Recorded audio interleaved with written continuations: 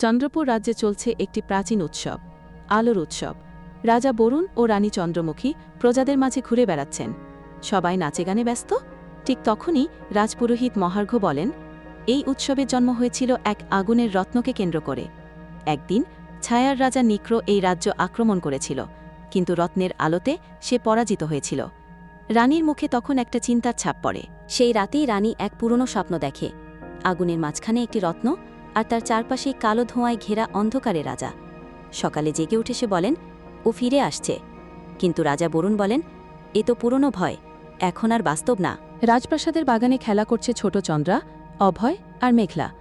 তারা ভয়ঙ্কর রাজা খেলছে। চন্দ্রা বলে, আমি আগুনের রত্ন রক্ষা করব। রানী দূর থেকে মুচকি হাসেন, কিন্তু হঠাৎই আকাশে এক কালো পাখি ঘুরে যায়। রাজ্যের দক্ষিণে নির্জন বনের প্রান্তে কিছু রাখাল অদ্ভুত আওয়াজ শুনে পালিয়ে আসে। তারা বলে, বনের মধ্যে আলো নিভে গেছে, আর গাছের ছায়া নড়ছে। সৈন্য পাঠানো হয়, কিন্তু তারা আর ফেরে না। রানী চন্দ্রমুখী গোপনে রাজপুরোহিতকে ডেকে বলেন, আগুনের রত্ন এখন কোথায়? পুরোহিত বলেন, শেষবার রত্ন ছিল পাহাড়ের গহীনে, আর কেবল একজন সত্যনিষ্ঠ হৃদয়বান তার শক্তি জাগাতে পারে। অন্ধকার রাজ্যের গভীরে এক জাদুকরকে দেখা যায় ছায়ায় দাঁড়িয়ে। নিক্র বলে, সময় ঘনিয়ে আসছে, এবার আর রত্ন আমাদের থামাতে পারবে না। জাদুকর এক ধোঁয়াশা মানব পাঠায় চন্দ্রপুরের দিকে। রানী মেঘলাকে গল্প শোনান আগুনের রত্ন নিয়ে। শুধু সাহস নয়, ক্ষমাও সেই রত্নের শক্তি জাগাতে পারে।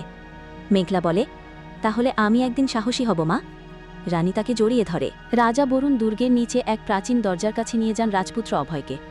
বলেন, একদিন যদি সত্যিকারের অন্ধকার আসে, এই দরজা তোমার পথ দেখাবে। দরজায় আঁকা আগুনের চিহ্ন আর একটি রত্নের প্রতিকৃতি। রাজ্যের একটি ছোট গ্রামে রাতের বেলা হঠাৎ প্রাণী ও মানুষ অদৃশ্য হতে শুরু করে। কেউ কিছু বোঝে না। সকালে খবর আসে, গ্রামের সবাই গায়েব। রাজ্য জুড়ে আতঙ্ক ছড়িয়ে পড়ে। রানী চন্দ্রমুখী রাজা বরুণকে বলেন, এটা আর শুধু কল্পনা নয়, আমি জানি সে ফিরে এসেছে। পরের দিন সকালে রানী চন্দ্রমুখী দুর্গ থেকে বেরিয়ে এলেন এবং রাজা বরুণকে খুঁজে পেলেন রাজপ্রাসাদের পাশের উদ্যানের এক কোণে। তারা আলোচনায় বসলেন। রানী বললেন, তোমাকে কিছু একটা দেখাতে হবে। তিনি তাকে নিয়ে গেলেন জাদু পাথরের কাছে। রাজা পাথর স্পর্শ করতেই সময় যেন স্থির হয়ে গেল। একটি কণ্ঠস্বর ভেসে এলো, শুধু ন্যায়ের পক্ষে দাঁড়ালে তুমি এই পাথরের শক্তি কাজে লাগাতে পারবে। পাহাড়ের ওপারে অন্ধকারের রাজা নিক্র সেনাবাহিনী ঘন কালো মেঘের মতো ছড়িয়ে পড়ছে। সে জানে রানীর হাতে পাথরের শক্তি চলে গেছে। সে তার প্রধান জাদুকরকে আদেশ দেয়, যাও, ওদের দুর্বলতা খুঁজে বের করো। জাদুকর এক কালো পাখির রূপ ধরে উড়ে আসে রাজ্যের আকাশে। রাজার ছেলে রাজপুত্র অভয় শিকারে বের হয়ে জঙ্গলের গভীরে এক গুহার মুখে পৌঁছে যায়, যেখানে সে এক বৃদ্ধ ঋষিকে দেখতে পায়। ঋষি বলেন, তোমার ভাগ্যে লেখা আছে, তুমি এক বিশাল যুদ্ধে নেতৃত্ব দেবে, কিন্তু আগে তোমাকে তোমার সাহস ও ত্যাগের প্রকৃত অর্থ বুঝতে হবে। রাজকন্যা মেঘলা এক রহস্যময় স্বপ্ন দেখে, যেখানে সে দেখে একটি স্বর্ণপাখি তাকে ডাকে আর বলে, তুমি হাল ধরবে একদিন, যখন সবার আশা ভরসা ভেঙে পড়বে। ঘুম ভেঙে সে ভাবে, স্বপ্নটা কি শুধুই কল্পনা, নাকি কোনো সংকেত? একদল গ্রামবাসী রাজপ্রাসাদের পথে রওনা দেয়, কারণ তাদের গ্রামে এক বুড়ো লোক ভবিষ্যবাণী করেছেন, 3টি তারা একসাথে উঠবে, তারপরেই রাজ্য ঝড়ের মুখে পড়বে। এই খবর রাজার কানে পৌঁছায় এবং তিনি চিন্তিত হয়ে পড়েন। রাজসভায় সভাসদ ও মন্ত্রীদের নিয়ে জরুরি সভা বসে। কেউ বলে যুদ্ধ করতেই হবে, কেউ বলে জাদুপাথরকে লুকিয়ে ফেলতে হবে। শেষে রানী বলেন, আমরা যুদ্ধের জন্য প্রস্তুত হব, কিন্তু আগে জনগণের পাশে দাঁড়াতে হবে। রাজ্য যদি আমাদের ভালোবাসে, ওরাই আমাদের রক্ষা করবে। মেঘলা নির্ভয়ে গ্রামের দিকে রওনা দেয়। পথে সে দেখে এক ঝড়পালিত গ্রামে লোকেরা ভয় কাঁপছে। সে শিশুদের গল্প শোনায়, একদিন আলো অন্ধকারকে হারিয়ে দিয়েছিল, আবার পারব আমরা। গ্রামে মানুষ তার কথাই সাহস পায়। নিক্র জাদুকর গোপনে এক যুবকের রূপ ধারণ করে রাজপ্রাসাদের রান্নাঘরে ঢুকে পড়ে। সে খাদ্যে এক ধরনের ঘুমপাড়ানি জাদু মিশিয়ে দেয়, কিন্তু এক রাঁধুনির সন্দেহ হয় এবং সে রানীকে গোপনে খবর দেয়। রানী বুঝে যান, শত্রুরা এত কাছে চলে এসেছে। অভয় পাহাড়ের চূড়ায় দাঁড়িয়ে সূর্যোদয় দেখে। সে বলে, আমি রাজ্য রক্ষা করব, পিছু হব না।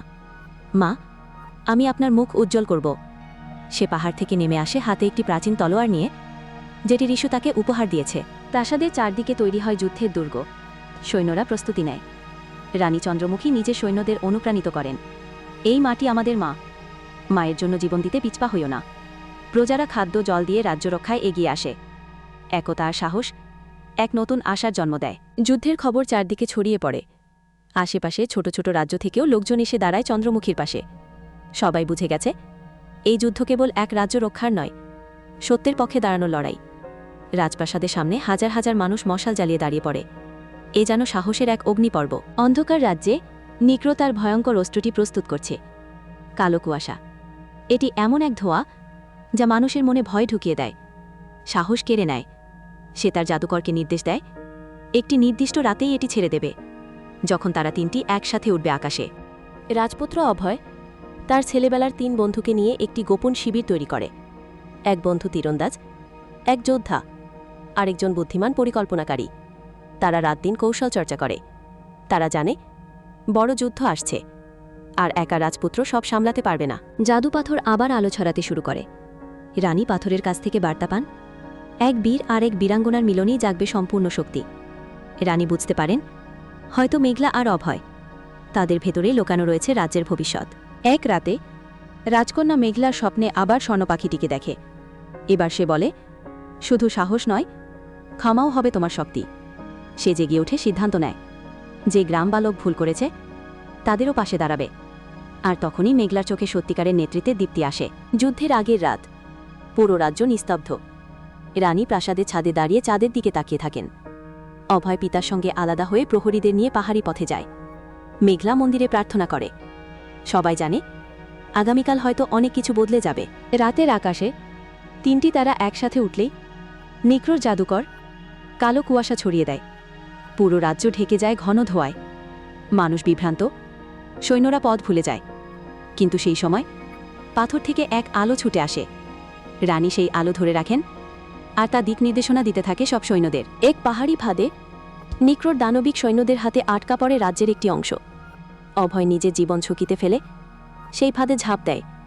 সে তার তলোয়ার দিয়ে একসাথে 10 সৈন্যকে ঠেকিয়ে দেয়, কিন্তু আহত হয় গুরুতরভাবে। মেঘলা সামনে এগিয়ে আসে। সে বলে, আমার ভাইকে নিয়ে ফিরে যাব, কিন্তু তার আগে শেষ সৈন্যের পাশে দাঁড়াব। সে নারীদের সংগঠিত করে। তারা চিকিৎসা, খাদ্য আর অস্ত্র নিয়ে ছুটে যায় যুদ্ধে। মেয়েরা এবার কেবল সহযোদ্ধা নয়, পূর্ণাঙ্গ যোদ্ধা। রাজপ্রাসাদের নিচে ছিল এক পুরনো গোপন সুড়ঙ্গ, যা শতাব্দী ধরে কেউ ব্যবহার করেনি। এক বৃদ্ধ সৈন্য রানীকে জানায় সেই পথের কথা। সেই পথ দিয়ে একটি দল নিক্রোর দুর্গে পৌঁছাতে পারে, যা হতে পারে যুদ্ধের মোড় ঘোরানোর প্রধান কৌশল। যুদ্ধের মধ্যে হঠাৎ রাজ্যের ছোট ছোট মানুষরাও, চাষি, শিক্ষক, হাতিয়ার তুলে নেয়। তারা বলে, আমরা রাজারানীকে নয়, সত্যকে ভালোবাসি। এই সাধারণ মানুষের সাহস দেখে সৈন্যদের মনোবল কয়েকগুণ বেড়ে যায়। চন্দ্রা, রাজকন্যা ও জাদুকরী কপিলা এসে পৌঁছায় এক ভয়ঙ্কর বিষাক্ত ফুলে ভরা উপত্যকায়। এই ফুলগুলো ঘ্রাণ নিলেই ঘুমের মধ্যে মৃত্যুর দিকে নিয়ে যায়। কপিলা তার জাদুমন্ত্র দিয়ে চারপাশে একটি সুরক্ষা কবচ তৈরি করে, এবং তারা নিঃশ্বাস না নিয়েই দ্রুত উপত্যকা পার হয়। তারা এক পুরনো ধ্বংসপ্রাপ্ত প্রাসাদে পৌঁছায়, যার নিচে অন্ধকার সিঁড়ি। সেই সিঁড়ির নিচে নাকি আছে অগ্নির রত্ন, কিন্তু প্রতিটি ধাপে ধরা আছে ফাঁদ। চন্দ্রা তার বুদ্ধি দিয়ে ফাঁদগুলো চিনে ফেলে এবং সাবধানে নিচে নামতে থাকে। সিঁড়ির নিচে তাদের আক্রমণ করে ছায়া রাক্ষসেরা, যাদের স্পর্শেই শক্তি শুকিয়ে যায়। কপিলা তাদের আটকাতে নিজের শক্তি ব্যবহার করে। রাজপুত্র অভয় এর দেওয়া ছোট একটি রূপান্তর পাথর ব্যবহার করে চন্দ্রা নিজেকে আলোয় রূপান্তর করে ছায়ামানবদের পিছু হটায়। অবশেষে তারা পৌঁছায় আগুনে ঘেরা এক দরজার সামনে। এই দরজা খোলার জন্য প্রয়োজন সত্যিকারের সাহস। চন্দ্রা নিজেকে প্রস্তুত করে আগুনের দিকে পা বাড়ায়। আগুন তাকে পোড়ায় না, বরং রাস্তা তৈরি করে। দরজার ওপারে বিশাল এক অগ্নিময় ড্রাগন ঘুমাচ্ছে। রত্নটি তার কপালে। চুরি করতে নয়, বরং অনুমতি নিতে চায়।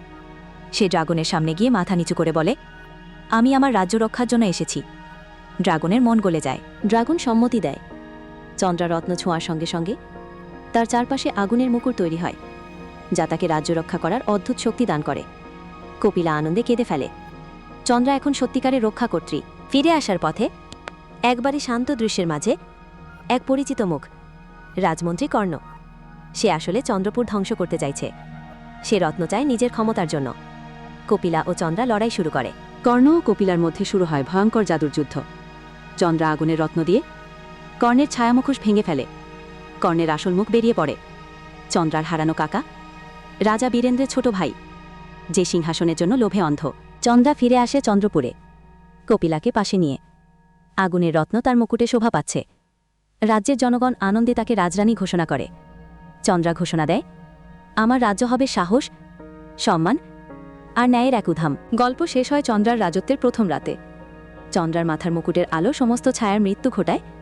চন্দ্রা আকাশের দিকে তাকায়, তারার মাঝে জ্বলছে অগ্নির রূপবেনের প্রতিফলন। সেখানে লেখা আছে, যেই হৃদয় নিঃস্বার্থ, সেই সত্যিকারের রাজা বা রানী।